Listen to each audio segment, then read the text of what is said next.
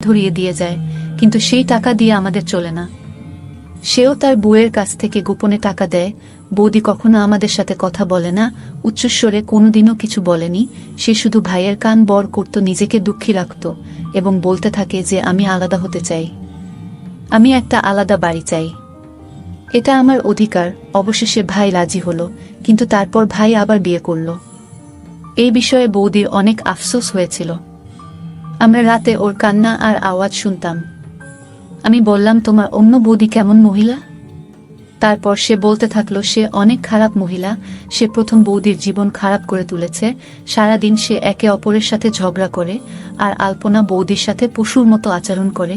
সব এলাকা তাদের ঝগড়ার আওয়াজ শুনতে পায়। সে বৌদিকে তার ইশারায় নাচাতে থাকে, কিন্তু আমরা অবাক হয়ে যাই, কেন আমার ভাই তাকে বিয়ে করলো। আমি বললাম, আপনার ভাই বড় মনের মানুষ হবে। তখন তিনি বললেন, ডাক্তার সাহেব, আমি জানি না, আমার জন্য সে আমার ভাই, তার মনে কি চলছে আমি কিভাবে বুঝব?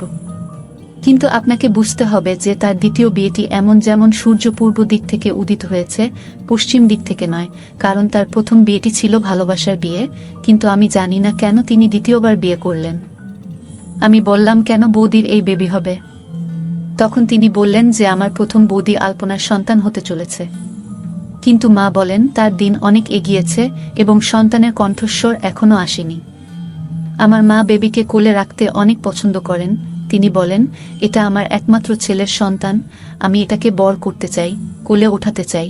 কিন্তু বৌদি আগেই বলেছে যে এই বেবিটার সাথে আপনাদের কোনো সম্পর্ক নেই। মা দিনরাত কাঁদে, চিন্তিত থাকে, মাঝে মাঝে অনেক রেগে যায়, আবার সেই লোকগুলোকে অভিশাপও দিতে থাকে। আমি তাকে এই কাজ করতে নিষেধ করেছিলাম।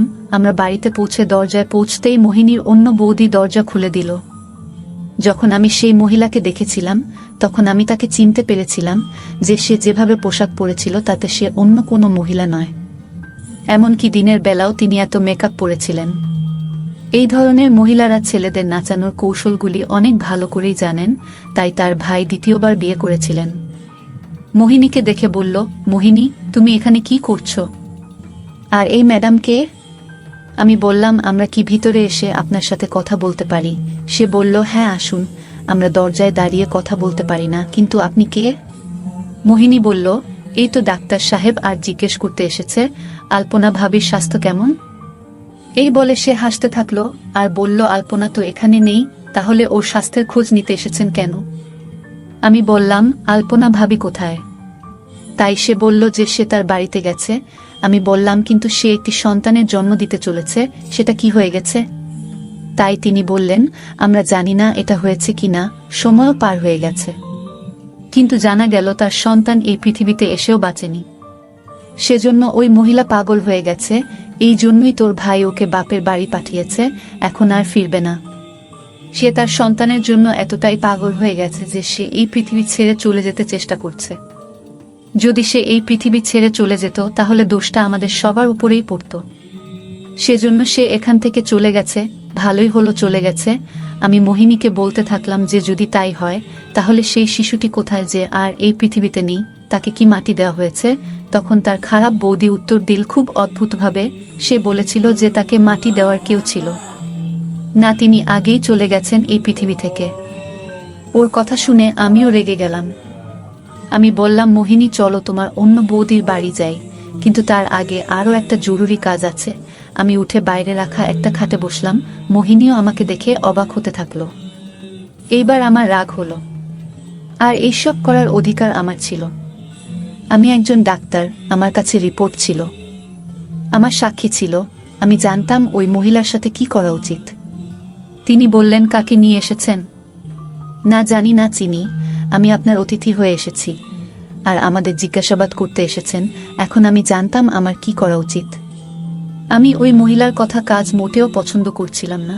সে তার স্বামীকে ফোনে ডেকেছিল, কিন্তু সম্ভবত সে কোনো কাজে ব্যস্ত ছিল। ফোনের ভিতর থেকে একটা কণ্ঠ এলো, আমি এখন আসতে পারবো না, 1 ঘন্টা পরে আসব। আমি 112 ডায়াল করে খুব তাড়াতাড়ি পুলিশকে ফোন করলাম। মহিলাটি বিষয়টি জানতে পেরে অদ্ভুত অবস্থায় চলে আসে। এখন সে রেগে যায়, কখনো কথা বলে, কখনো বলতো আমাকে এখান থেকে বের করে দাও। আমি বলেছিলাম, আপনি এখান থেকে যেতে পারবেন না, পুলিশ আসবে এবং তারা নিয়ে যাবে। কিছুক্ষণ পরে পুলিশ এলো, ভাইকেও ফোন করেছিলাম। তিনি একজন বিচক্ষণ মানুষ ছিলেন। তাকে সব বললাম, সেও অবাক হলো। এখন তিনি আমাদের সাথে ছিলেন। আমি পুলিশকে ওই মহিলাকে ধরতে বলেছিলাম, কারণ ওই মহিলা একটি শিশুকে চুরি করেছে এবং চুরি করার পরে সে তার সাথে একটি খারাপ খেলা খেলতে চেষ্টা করেছিল। সে একটি বড় অপরাধ করেছে। পুলিশের সাথে মহিলা পুলিশও ছিল। তারা বরখা নামের ওই নারীকে ধরে ফেলে। সে অনেক অনুনয় বিনয় করতে থাকল, আমাকে ছেড়ে দাও, আমি কিছু করিনি। আমার বিরুদ্ধে প্রমাণ কি? আপনাদের কাছে কি প্রমাণ আছে? আমি বললাম, আমাদের কাছে প্রমাণ আছে, কারণ আপনারা যেখানে বসে এই কাজ করেছেন সেখানে একটি খুঁটি ছিল এবং সেই খুঁটির উপরে একটি সিসিটিভি ক্যামেরাও ছিল, যা সামনে বসিয়েছেন হোটেল মালিকরা, কারণ ওখান থেকে তার হোটেলের রাস্তা গেছে। আপনি কিভাবে সেই ভয়ঙ্কর খেলাটি খেলেছেন এবং কিভাবে আপনি একটি নিরীহ জীবনকে ঝুঁকিতে ফেলেছেন তার সব ফুটেজ সিসিটিভি ক্যামেরায় এসেছে। সে তার অপরাধ স্বীকার করে নেয় এবং তার স্বামীও সেখানে এসেছিল। সে বলল, হ্যাঁ, আমি এসব করেছি। আমার স্বামীর বড় বউ একটি সন্তানের জন্ম দিতে যাচ্ছিল।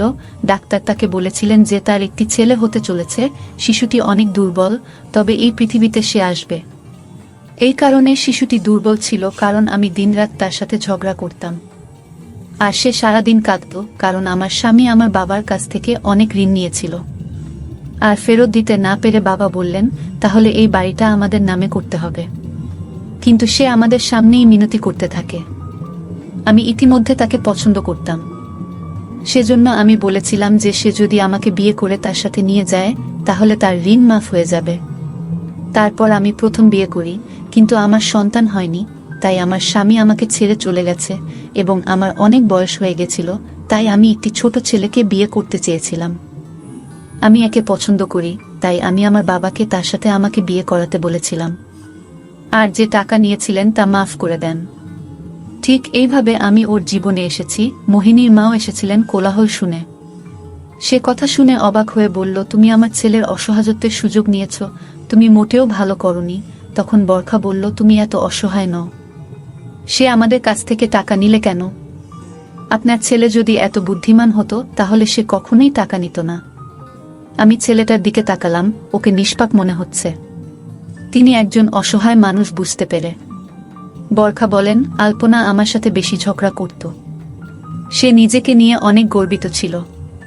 তিনি বলতেন, আমার একটি সন্তান হতে চলেছে এবং আমি আমার স্বামীর কাছে প্রতিজ্ঞা করছি, আমি যখন একটি পুত্রের মা হব তখন আমার স্বামী আমার কাছে ফিরে আসবে। আর তোমার এখনো কোনো সন্তান হয়নি, না তোমার প্রথম বিয়ে থেকে, না তোমার দ্বিতীয় বিয়ে থেকে, কারণ তুমি খারাপ আর এটাই তোমার বড় দোষ। আমি প্রথমে আমার প্রথম সন্তানের জন্ম দেব, তারপর দ্বিতীয়টিও, তারপর তৃতীয়টিও, এবং আমি দেখতে চাই যে সে তার প্রথম স্ত্রী এবং তার সন্তানদের মায়ের পক্ষ নিয়ে নাকি চুক্তিতে আসা কোনো মহিলার পক্ষে কথা বলে, কারণ সন্তান একটি খুব গুরুত্বপূর্ণ জিনিস। একটি মানুষ শুধুমাত্র সন্তানদের জন্য বিয়ে করে। সে নিজেকে নিয়ে অনেক গর্বিত ছিল। আমি তখন সিদ্ধান্ত নিয়েছিলাম যে তার সন্তানকে এভাবে স্মরণীয় করে রাখব। আমি তার সন্তান চুরি করেছি। তার সন্তান অনেক সুন্দর ছিল, 1.5 কেজি ছিল। আমি তাকে একটা প্রাণীর শরীরের মধ্যে রাখলাম এবং সেই প্রাণীটির শরীরটা সুতো দিয়ে সেলাই করে দিলাম এবং পরে এলাকায় ছড়িয়ে পড়ে। শিশুটির জন্য সে পাগল হয়ে গেছে। তার সন্তান, যার সাহায্যে সে আমার সাথে জিততে চেয়েছিল, তাকে শেষ পরিণতি দিয়ে দিয়েছিলাম। আমি পশুর শরীরে সেই শিশুটিকে রেখে দিই এবং আমি সব এলাকায় এটি বিখ্যাত করে দিই যে তার নিজের কর্মের কারণে তার শরীর থেকে সন্তান উধাও হয়ে গেছে আর সে কোনো পশুর শরীরে স্থির হয়ে গেছে। এই কথা শুনে ডাক্তারের কথা মনে পড়ল। আমার এত তাড়া ছিল যে তার সাথে কথাও বলতে পারছিলাম না, কিন্তু এখন বুঝলাম এটা মিথ্যা নয়। তিনি যা দেখেছেন তা বলেছেন, তবে তিনি অবশ্যই কিছুটা বোকা ছিলেন, কারণ কিভাবে শিশুটি নিখোঁজ হয়েছে তা তিনি খুঁজে পাননি। হাসপাতালের কিছু কর্মচারী বরখার সাথে বন্ধুত্বপূর্ণ ছিল। বরখার বাবার অনেক টাকা ছিল, তিনি যে কারো বিশ্বাস কিনতে পারতেন, আর সেটাই করেছেন তিনি। তার স্বামীও অবাক। বরখাকে পুলিশ তুলে নিয়ে যায়, কিন্তু মোহিনীর ভাই, তার মা এবং মোহিনী হাসপাতালে ফিরে আসেন। আমি বাকি ঘটনা হাসপাতালের লোকদের বলেছিলাম এবং তাদেরকে এই কেসটি পরিচালনা করেছে তা খুঁজে বের করতে বলেছিলাম এবং তাদের সবাইকে পুলিশের হাতে তুলে দিন। এরপর আমরা আলপনার বাড়িতে পৌঁছালে তার মা দরজা খুলে দেন আর বললেন, আপনারা তো সাংবাদিক, একটু আগে রিপোর্টার এসে আমাদের অদ্ভুত প্রশ্ন করছিলেন না, আমি আপনাদের ভিতরে আসতে দেব না। কিন্তু তারপর যখন তিনি মনোযোগ দিয়ে আমাদের দিকে তাকালেন, আমরা অবাক হয়ে গেলাম। রুমে ঢুকে দেখি সামনে শুয়ে আছে আলপনা। তার অবস্থা অনেক খারাপ। আমি দ্রুত এগিয়ে গেলাম। আমি পরীক্ষা করে দেখলাম তার অনেক জ্বর আছে। তিনি সবেমাত্র একটি সন্তানের জন্ম দিয়েছেন। এরপর এত বড় চাপ খেয়েছেন তিনি। সে বলল, আমি অনেক খারাপ, আমার সাথে অনেক খারাপ হয়েছে। সে নিজের সাথে কথা বলছিল। তার একটা অদ্ভুত অবস্থা ছিল, মনে হচ্ছিল সে পাগল হয়ে গেছে। এই দৃশ্য দেখে তার স্বামী কাঁদতে থাকল আর রুম থেকে বেরিয়ে গেল। আলপনা দেখেনি কে কে ঘরে ঢুকেছে, সে তো পাগল, হারিয়ে গেছে নিজের জগতে। আমি আমার শাশুড়ির সাথে অনেক খারাপ কাজ করেছি, আমার স্বামীকে মায়ের কাছ থেকে আলাদা করে দিয়েছি। এ কারণে আমার ছেলেও আমার কাছ থেকে দূরে চলে গেছে। সে আমাকে ছেড়ে রাগ করে চলে গেল। সৃষ্টিকর্তা আমাকে শাস্তি দিয়েছেন। আমার কি হয়েছে? আমি তাকে ডেকে বললাম, আমার কথা মনোযোগ দিয়ে শোনো আলপনা, আমার কথা মনোযোগ দিয়ে শোনো। কিন্তু সে শুনছিল না। এবং তারপর আমি